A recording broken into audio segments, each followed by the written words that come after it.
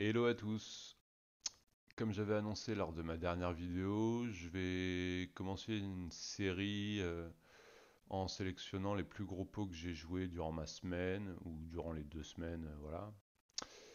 Et en sélectionnant donc des mains, en les décortiquant, les analysant et voir ce qui a été bon ou pas contre le fil et en théorie. Du coup, aujourd'hui, j'ai sélectionné 2 mains qui me paraissaient intéressantes dans des lanes peu communes. J'ai analysé tout ça moi de mon côté. Je vais pas ressortir toutes les sims que j'ai faites dans ces spots. Je vous dirai les conclusions que j'en ai tirées street par street. Et suivant le retour des gens, si ça plaît ou pas, je continuerai ce format. Sinon, je changerai, j'essaierai de trouver autre chose. Ou sinon, je ferai plus rien. Et je continuerai à travailler de mon côté, y a aucun problème. Juste petite légère gueulante concernant les 3 premières vidéos que j'ai postées sur ma victoire sur le main. Euh, j'ai eu une majorité de commentaires négatifs et tout, et c'est cool, et j'ai pas encore pu répondre à tout le monde, donc désolé pour ceux à qui j'ai pas encore répondu. Mais juste, il y a une poignée de gens qui se permettent de critiquer sur des points qui sont vraiment ridicules et assez bas, c'est-à-dire sur la qualité d'entertainment, sur le fait que effectivement c'est peut-être pas assez fluide, rapide, etc. Mais je dirais à ces gens-là que en gros il leur suffit juste de passer une autre vidéo s'ils s'endorment ou si voilà et terminer en fait. Il y a aucun problème en fait a priori. Je vous en voudrais pas si vous continuez pas à regarder ma vidéo jusqu'au bout.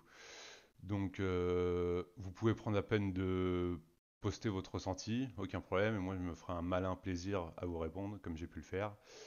Et voilà. En tout cas, pour ceux que ça intéresse, on est parti. On est sur un 100 euros des Winner Series. C'est du 8 max, 100 euros KO. On est early game après 90% du fil de left. Open du TG1, on a 5-6 shoots au hijack. Déjà, c'est la première question. C'est est-ce qu'on va avoir un VPIP dans ce spot? Je pense qu'en KO, quand on couvre vilain, on peut VPIP un peu plus. Je connais pas trop les range 8 max. J'aurais dit que ça doit être très close en chip EV sans KO.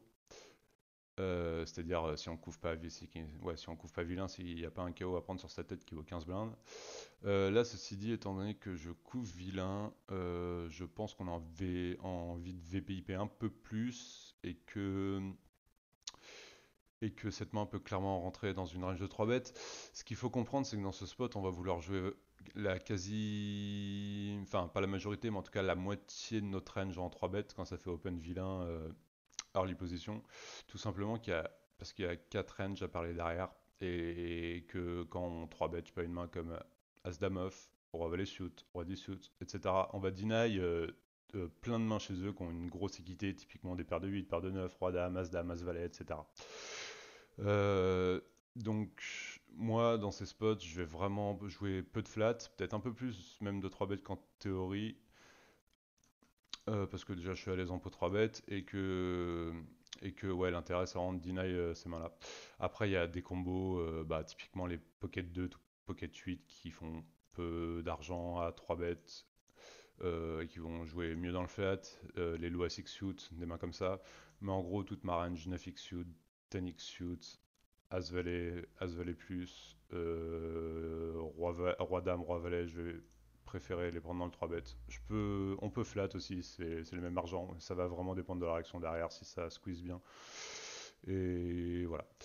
Du coup, j'ai vite fait pris 2 sims ici, une chips EV. On voit qu'en chip EV, quand ça fait open UTG et qu'on arrive au hijack, 5-6 suit est vraiment un bottom, c'est EV0, ça rapporte pas d'argent, donc on peut le fold tranquillement. Euh, Certainement que, étant donné que si on note les réactions derrière et que ça squeeze pas assez, 5-6 suit va rapporter un peu plus d'argent qu'en théorie, mais étant donné que ça overcall beaucoup, je suis pas sûr que le combo euh, soit tant que ça bon à just call. Donc du coup, je préfère vraiment l'un dans l'autre, même si ça squeeze pas assez, ça va overcall, du coup on va jouer hors de position en sandwich, ça va être horrible. Certes avec une main qui a de la jouabilité, mais voilà, donc je préfère largement la prendre en 3 bêtes. Et du coup j'ai mis une sim 100% left, 100% fil de left, avec pareil raise UTG1 et hijack qui couvre notre ami Tuk Tuk Tuk. Hmm, c'est plus la même sim que tout à l'heure, donc je suis en train de chercher. Pourquoi je l'ai plus? C'était sur un plus gros fil, my bad. Et du coup, dans ce spot, donc hijack open 98 blindes, on le couvre de 3 blindes, il a le KO de départ sur la tête. Hop.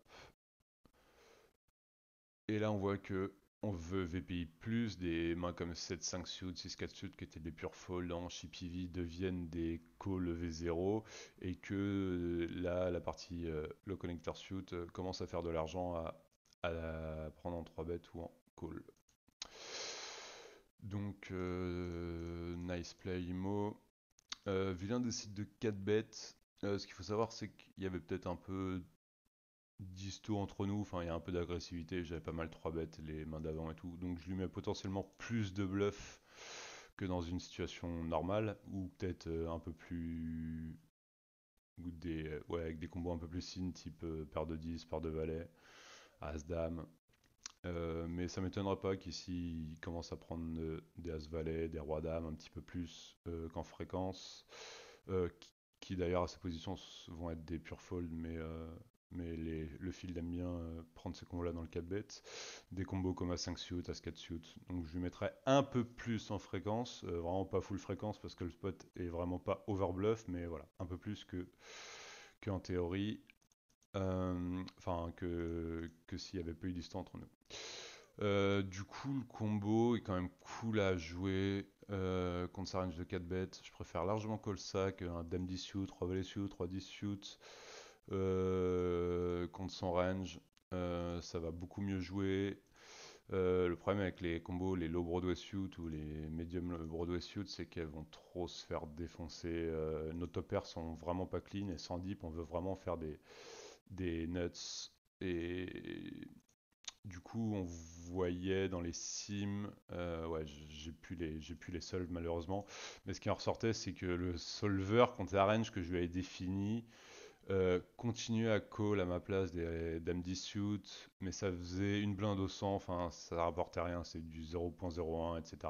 Par contre, la partie connector suit fait quand même pas mal d'argent à call, donc beaucoup plus intéressant à call que les Broadway en l'occurrence, et même que les ASIC suits à suite et tout, j'aurais pu refold dans ce spot. Donc ok, le play me va. Euh, Flop ultra intéressant, parce qu'on pourrait se dire c'est un flop qui est aucune des deux ranges, et que c'est quasiment comme s'il n'y avait pas de flop au board, quoi, comme si c'était un 4-4-2, mais là, ça va pas être vraiment le cas, ça va vraiment dépendre de ma range ici. S'il y a une partie connecteur suit ou pas, et une partie A6, A5 suit, As-Dame, etc. Parce qu'en gros, si j'ai 0 connecteur suit, lui peut juste ses bet range, et ça va être trop dur pour moi de me défendre parce que en gros, je vais devoir def des Broadway suit à full fréquence ici. Que quand j'ai la partie connector suit, 5-6 suit, 6-7 suit, 7-8 suit, je vais pouvoir fold toutes ces Broadway suit à ma place. Et j'aurai suffisamment de combos entre mes A6 et mes connector suit et mes pocket pairs pour pouvoir me défendre versus un small size. Donc c'est pas un board sur lequel il a un gros avantage. Certes, on n'a aucune trips normalement des deux côtés. Moi, je vais jamais 3 bet 5-5 à ses poses, 5-5, 4-4, 3-3, et je m'attends pas à ce que lui le fasse non plus. Dans sa range, j'avais un peu de 6-6, 7-7, 8-8 qui 4 bêtaient.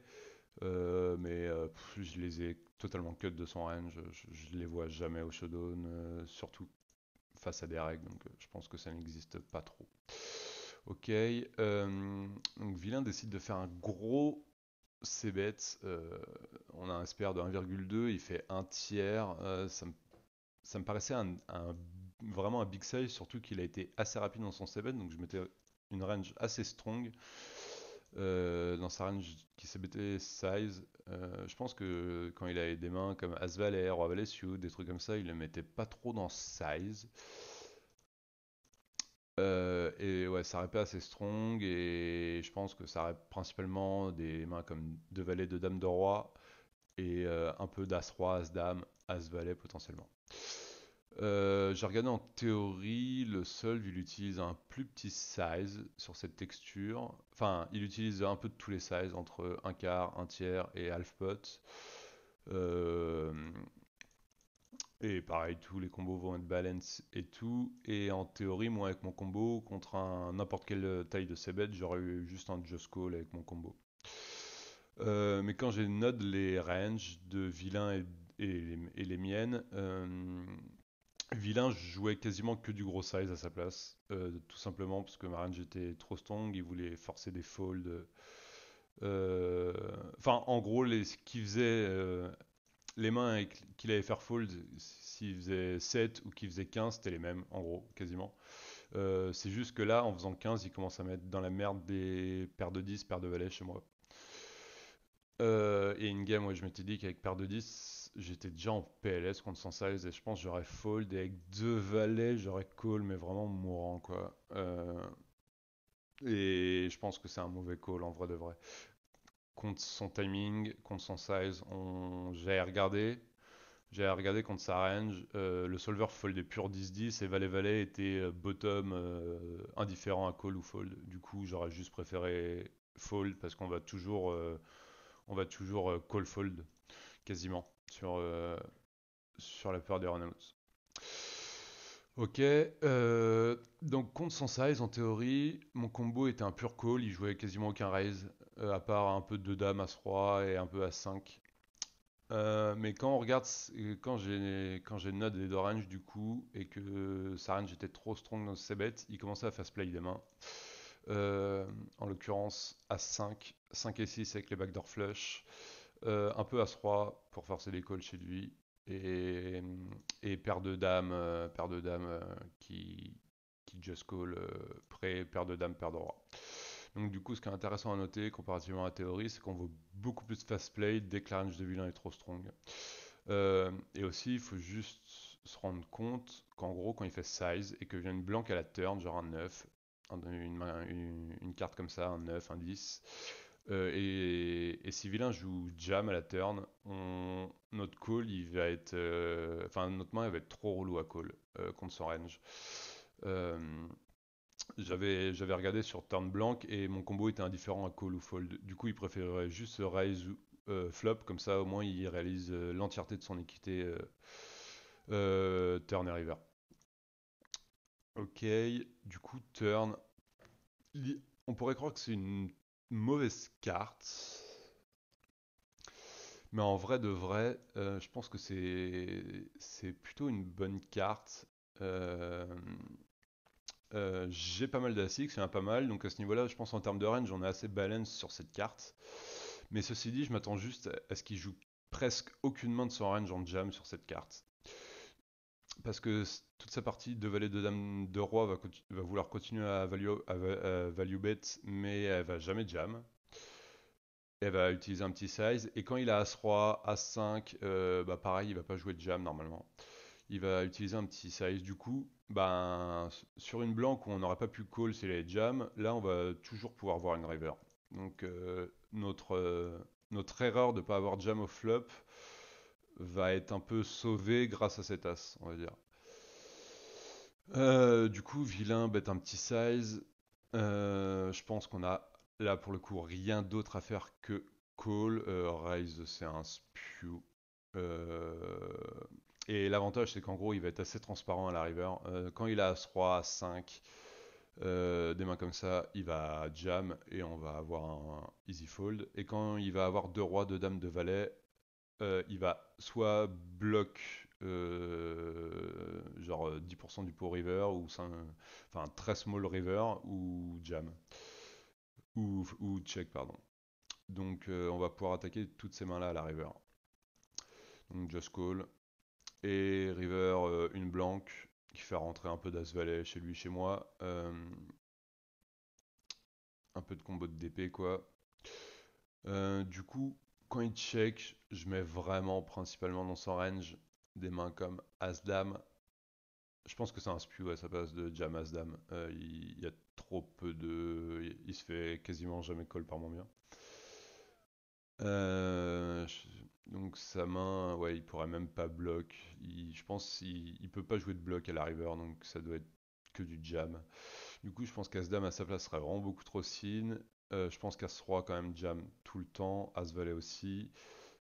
Deux As qui pourraient potentiellement check, mais je le vois pas trop bet aussi cher au flop avec deux As. Du coup, son range principalement qui bet check, ça va être deux rois, deux dames.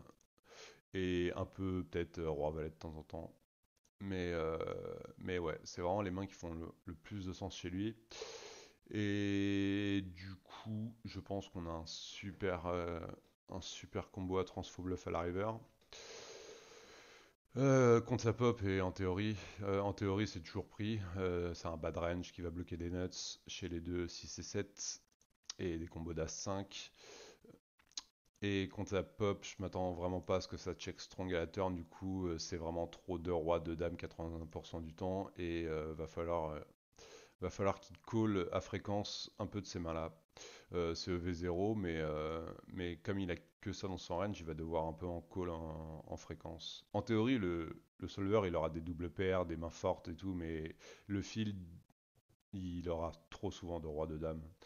Donc, dans cette line, il va devoir catch de temps en temps et voilà. Bon, du coup, vilain à fold, enfin, a vraiment tant que longtemps est fold et ça m'étonne pas. Du coup, ben ouais, je pense assez standard des deux côtés et lui peut catch de temps en temps, mais c'est pareil. Contre la pop, ça doit pas être ouf de catch parce que je pense pas que la pop ait 3 bêtes 5-6 suits à ses poses suffisamment souvent. Donc elle aura pas assez de transfo bluff avec ces mains-là typiquement quoi. 5-6 suits, elle a très peu de transfo bluff à la river. Ouais, c'est un des seuls combos que j'ai. Je sais que le solver avait arrivé avec des rois dames de cœur, mais moi jamais je vais les call versus en size au flop.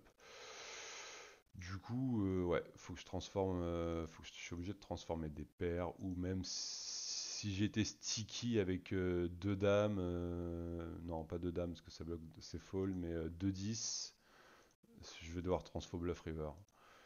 Donc ouais, ça me paraissait être une main intéressante. Et les conclusions, c'est vraiment sur le flop, quand on estime que la range de ces bêtes de vilain est trop strong et qu'on voit pas pouvoir call une deuxième mise à la turn, si ça jam, et ben il faut absolument fast play pour réaliser son équité au mieux. Ok, ça c'était la première main. Et deuxième. Encore un 5-6 de pique. Ok. Ici, je vais CBet range, ça va être un board qui va pas être si souvent CBet que ça. Il va y avoir entre 30 et 40% de shake en théorie. Ça vient du fait que la range de BB a 55% d'équité sur ce board contre notre range cutoff. Du coup, ben, étant donné qu'il a une plus grosse équité que nous, on va vouloir bet beaucoup moins souvent en fréquence. Du coup, avoir des gros sizes. Lui va split son range entre du petit et du cher. Moi, en simplification sur ces boards, j'ai eu ces bet range parce que manque de check raise, manque de call, etc. Quand on node un peu toutes ces fréquences, on sait bet range. Donc ma strat, ouais, ici un tiers. Par contre, je vais pas prendre dans un quart. Je pense que ça a plus envie de punir quand je fais 1.1 que quand je fais 1.8. Euh, Vilain décide de raise. Pareil, en théorie, son size sera jamais pris, c'est à ses profondeurs, ça va être que du très très cher, ça va être ultra polar. Même Roi Dame à sa place va très peu être check raise, sa value range va commencer à 2 paires plus, Roi 8, Roi 7, 7 et 8, Brelan 8, Brelan 7.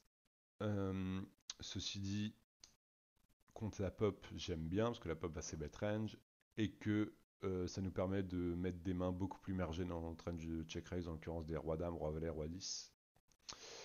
Et ça le met en galère. Enfin, en gros, quand on fait un plus petit size, il y a besoin de défendre plus. Et donc, on le met plus en galère avec des bottoms de défense chez lui que quand on fait 12. Où là, il peut fold tranquille, Dame 10 avec un cœur, des mains comme ça. Donc, j'aime bien son. Enfin, je connais pas sa strat, je connais pas les mains avec lesquelles il fait ça. Mais en tout cas, moi, à sa place, j'aurais pas eu de gros size. C'est bête, enfin j'aurais raise plus mergé à sa place que la théorie. Donc ça me va. Et là j'ai pris une ligne qui est pas trop standard, j'ai décidé de 3 bêtes au flop. J'ai checké en théorie, sur ses boards, il va jamais jouer de 3 bêtes. Je pense avoir compris pourquoi, ça doit venir du fait que c'est pas un board sur lequel on a un avantage d'équité, donc on n'a pas suffisamment d'avantage de nuts pour pouvoir se permettre de faire ça. Ça va plus venir sur des boards à roi 7-2, à 7-2, enfin, ou des boards où on peut se mettre small range et sur lesquels on a un avantage d'équité comparativement à celui de vilain. Euh, du coup, je pense que c'est un assez gros spew parce que euh, on dit tout le temps que les vilains ne check raise pas assez, etc. Et c'est le cas. Là, contre ma strat de C-bet, il est censé check raise 18%. Il y a des combos où je suis sûr que ça les check raise jamais. Euh, des combos assez durs à aller chercher, 4 et 5 avec un cœur, As-5 avec un cœur, As-6 avec l'As de cœur, etc. etc. Des, des, des 8x à trèfle, des 7x qui redraw straight et flush, etc. Donc j'ai mis une fréquence de check raise à vilain d'autour de 8-10%, un truc comme ça, et en lui mettant une range un peu plus margée avec des rois dames, roi valet, roi 10. Euh, et contre cette range, on jouait 0 clic, on foldait ultra haut, et on just collait tout notre range. Donc du coup, c'est un assez gros spew de just call. Et en plus, l'avantage, c'est qu'en gros, là, on, on lui, on lui va pas lui faire tant d'erreurs que ça, le 3 bet sur cette texture, parce il va pouvoir fold tranquillement s'il arrive des deuxième, troisième paire, c'est Dame 9 avec un cœur, des trucs comme ça. Et, et au vu de mon range qui veut faire ça, il est censé fold CTP, medium, roi valet, etc. d'alflop en fréquence. Enfin, en tout cas, ça rapporte rien. Et le fil va pas le faire, donc du coup, c'est ultra contre-productif de prendre des bluffs dans cette line contre sa pop. Du coup, j'aime pas mon play. Juste pour donner mon thinking in-game, c'était que j'estimais avoir un des meilleurs combos à prendre comme ça, parce que je ne bloque tous les 9, 10 valets, donc tous ces bluffs faciles à prendre, 9 et 10, valet 9, valet 10, et j'avais pas de cœur ni de trèfle. Et du coup, j'allais prendre de l'argent sur ces mains-là au flop, et ils allaient fold au turn. Donc ça me paraissait good à prendre in-game. Du coup, vilain, call. Turn 7. Bah ici, je vais quasiment toujours en mettre un deuxième. Le but étant de faire fold 9 et 10, valet 10, des medium flush draw. Même à 6 flush draw, elle va être en PS. Quand je bête un big size, je vais avoir une range de bet polar. Je pense que mon bottom de value ici, ça va être roi, dame, as, roi. Parce que roi, dame a grosso modo la même valeur que as, roi dans ce spot. Euh, Et encore, ça doit être très sin contre la pop. Ça dépend vraiment du fait si elle prend roi dame, roi valet, roi 10, un peu de roi 9. Si elle prend plus trop ses combos, ça devient un spew, je pense, de 2 barrels à 3. 11 value cut trop souvent.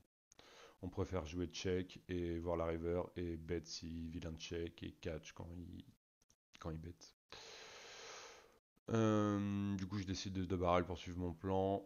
Là, pour le coup, une fois que cette lane a été prise, j'aime bien mon 2 barrels. On va faire fold plein de mains meilleures et on redraw super bien contre cette épée, donc ça me va. Et River As, qui est une blanque, grosso modo. Jusque maintenant, mes As-Roi, bah, c'est Roi 8 en gros. Mes deux As battent, c'est Roi 8 aussi, et c'est potentiellement 7 de cœur, quoi. Mais, enfin, en gros, mes As battent tous ces foules, voilà, ça fait que 3 combos de paire d'As. Donc c'est une carte qui change pas grand chose. Jusqu'avec son top de range, maintenant il perd contre une partie de ma range, mais voilà. Et in game, je me disais que bah, dans ce spot, si je voulais avoir des bluffs, ma main était cool à bluff, dans le sens où j'allais unblock tous ces folds, que j'avais pas de main meilleure à bluff avant ça, que je voulais pas bloquer les cœurs, même s'il n'est pas censé en avoir énormément, il va quand même avoir, je pense, encore des dames X de cœur dans ce spot, ou des 9 et 10 de cœur, des mains comme ça. Donc du coup intéressant de ne pas bloquer les cœurs. Ceci dit, quand on voit le résultat, parce que je pense que le résultat est assez criant, je pense que c'est un assez gros spew de ma part de jam à la river. Euh, Ce combo, et que là il faut être totalement unbalanced dans ces spots, parce que quand ça call turn, je m'attends pas à ce que ça fold beaucoup river. Du coup, ouais, j'ai décidé de jam vilain à. Et surtout, ouais, ce que j'ai relevé, c'est que je jam, alors vilain me couvre de 0,13 bb, mon bounty au 25 blindes. Ce qui serait très smart à ma place, c'est de jouer tout mon range et bet 55 blindes, quoi. Ou 56 blindes, juste pour pas lui donner une meilleure cut à call, en l'occurrence, mais 25 blindes de dead money avec mon bounty. Euh, c'est quelque chose qui pourrait être intéressant à noter. Si par contre on couvre vilain, il faut jam, absolument. Mais voilà. Et du coup, ouais, vilain a call roi valet off, sachant que contre mon range, c'est quasiment. Enfin, c'est EV0 flop, c'est EV- turn, et c'est un spew à la river son call. Je pense que les gens voient leur main de manière absolue dans à peu près tous les spots, et que là, ils se rendent pas compte que bah, avant call roi valet, il est censé avoir roi 8, 2 8, 2 7, roi 7, des 7x hacker, des 7 et 5 de trait, enfin ouais, des 7 et 5 carry draw, même 7 et 5 de, de carreau pourrait être un bon candidat à check raise au flop, des trucs comme ça. Donc en gros, quand il call roi valet, ça veut dire qu'il call l'entièreté de son range. Il call ses rois dames qu'il a check raise, il call roi valet, il call roi 10, il call bah, ses roi 8, ses roi 7, etc., etc. Donc il a quasiment aucun fold à la river. Du coup, on a juste pas envie de bluff et juste jouer ultra value oriented dans ces spots. Ok, ce sera tout pour moi pour l'analyse de ces spots. N'hésitez pas à lâcher des coms et je prendrai le temps de vous répondre, qu'ils soient positifs ou négatifs. Merci beaucoup.